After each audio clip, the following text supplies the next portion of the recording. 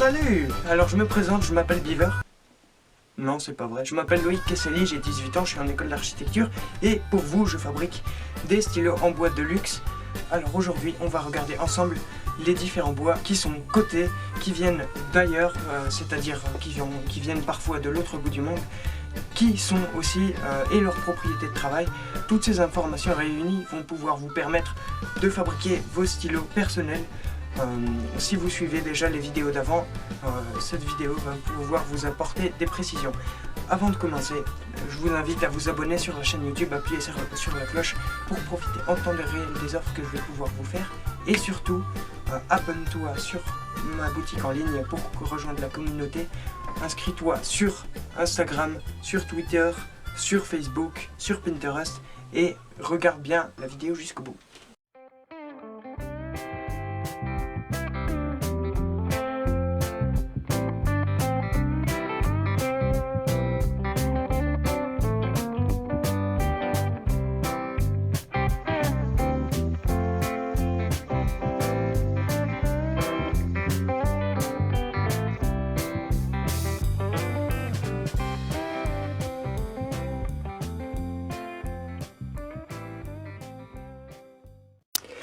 Quel bois choisir? Ça c'est la question existentielle des tourneurs sur bois et particulièrement des fabricants de stylos, puisque pour avoir un stylo de luxe, il faut avoir un bois qui vaut le coup et avoir un bois de bonne qualité, qui soit dense, qui soit tout ce qu'il faut, qui ait toutes les propriétés nécessaires et aussi qui soit du tape à l'œil.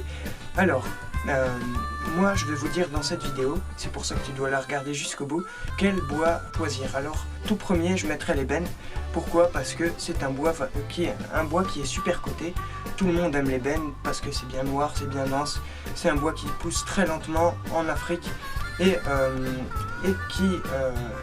d'ailleurs qui a une densité tellement importante que quand tu le mets dans l'eau, il va couler. Alors ça c'est le premier bois que je te conseille. Par contre, si tu travailles de l'ébène, protège-toi parce que sinon tu vas avoir la figure toute noire. J'ai déjà eu le tour, mais ça c'est secondaire, on s'en fiche un petit peu. Tout d'abord, c'est la priorité, c'est la sécurité, comme pour le coronavirus. C'est pour ça d'ailleurs je t'incite à rester chez toi, hein, comme moi.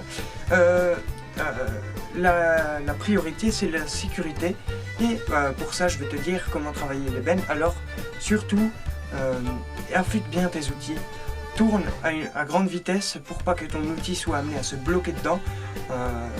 Et puis en théorie, si ces critères-là sont bien respectés, tout devrait bien se passer pour toi. Mais si tu perces, c'est un petit peu comme la densité de l'ébène est un peu comparable à celle que tu rencontres quand ton outil se plante dans un nœud. Bah, le nœud c'est à peu près la même densité que l'ébène, juste comme ça. Alors, ça c'est le premier bois que tu dois te procurer. Le deuxième, ce que je mettrais, c'est l'amourette. Parce que l'amourette c'est un bois qui pousse aussi en Afrique et qui fait des formes léopardées, très jolies, un peu noir sur marron. Et c'est un bois qui est vraiment du tape à l'œil et qui est très coté aussi, que les gens aiment bien utiliser pour faire des stylos en bois de luxe. Tu as un petit peu les mêmes priorités que l'ébène, sauf la densité, c'est une densité beaucoup moins importante, mais tu dois toujours prendre les mêmes précautions. Généralement, c'est à peu près la même chose pour tous les bois de luxe. Généralement, tes outils doivent toujours être bien affûtés aussi pour que ça ne crée pas d'arrachement, ça serait bête que ton beau bois parte comme ça. Ensuite, troisième bois que je te conseille, c'est le palissandre. Le palissandre, par contre, sa particularité, c'est comme un peu la loupe de Tuya ou la loupe en général, c'est que ça s'arrache très facilement. Il suffit que tu fasses un faux geste et tu as direct un morceau qui part, ça m'est déjà arrivé aussi. Tout ce dont je te parle, je te le dis d'expérience, c'est pour ça que je te dis de t'en méfier parce que généralement le bois, ça fait un peu suer de le faire venir de loin, de le commander et puis de le planter juste après. Et souvent les morceaux quand ils se coupent en deux, et ça devient irrécupérable. Sauf si tu fais après des stylos tout petits mais qui demandent vraiment rien comme bois, ou alors des collages. Veillez bien à travailler doucement, à grande vitesse mais doucement, pour pas que le bois ne s'arrache d'un coup. Ensuite, quatrième bois que je te conseille d'acheter, c'est la loupe. Comme je vous l'ai dit, principalement de Tuya parce que en plus ça sent très bon. Moi j'aime beaucoup travailler la loupe de Tuya parce que le rendu est vraiment magnifique. Après il y a les loupes encore au-dessus comme la loupe d'Amboine ou la loupe de Noyer ou d'érable, qui sont des loupes que beaucoup de tourneurs apprécient pour leurs motifs qui sont vraiment impressionnants et avec lesquels on peut faire même des bagues et pas mal de choses vraiment jolies.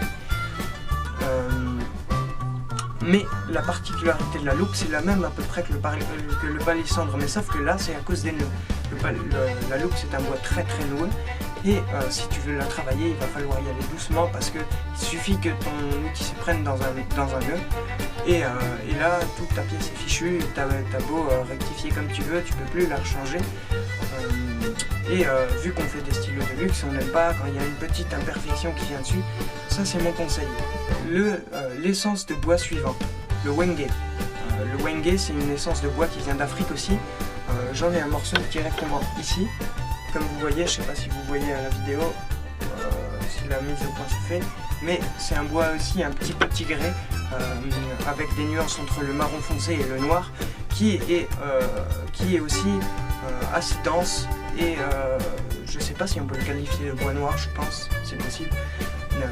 Et c'est un bois qui donne vraiment une très bonne profondeur au stylo, et avec lequel vous obtiendrez un super rendu quand vous l'utiliserez pour faire des stylos, avec la finition. Le bois suivant, c'est un bois très rouge, dont j'ai aussi un extrait ici. Ça s'appelle le Padouk, qui vient d'Afrique aussi, et avec lequel qui est très facile à travailler pour le coup. Il est assez sensible quand vous travaillez avec des épaisseurs très fines, c'est pour ça qu'il faut aussi se méfier, mais c'est un bois qui est beaucoup plus facile à travailler par exemple que l'ébène ou que la loupe, parce que il se rapproche plus d'un bois blanc que d'un bois noir, et mis à part la mauvaise odeur, il n'y a vraiment que des avantages à travailler le Padouk.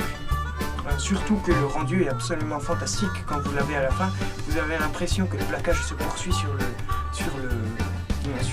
bois, tellement la finition peut être jolie et affiner tout ce qu'il faut.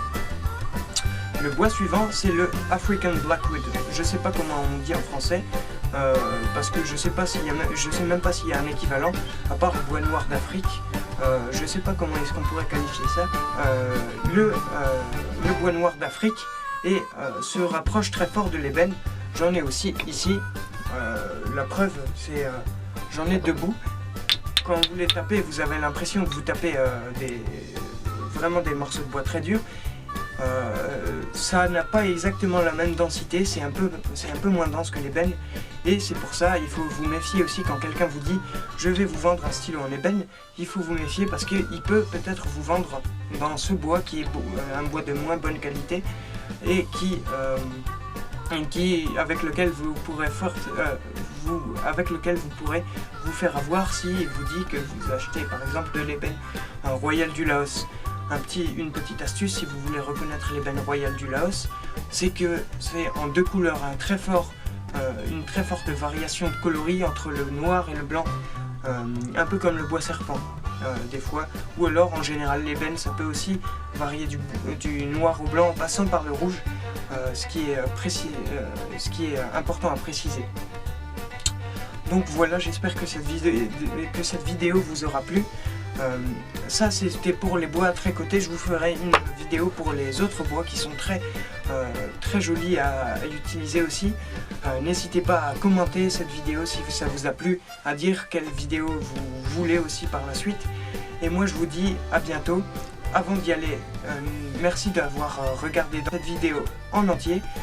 Et n'oubliez pas de vous abonner, d'appuyer sur la cloche pour être averti en temps réel de ce qui se passe, et aussi de t'inscrire sur mon compte Instagram, ma page Facebook, mon Pinterest, mon Twitter, parce que ça c'est nouveau aussi, mais surtout le summum de t'inscrire sur ma boutique en ligne à partir de laquelle tu pourras être prévenu des nouvelles gammes peut-être faites pour toi.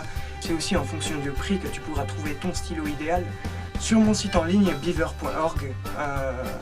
Et n'oublie pas de partager aussi à tes amis parce que c'est vraiment important de faire grandir la communauté.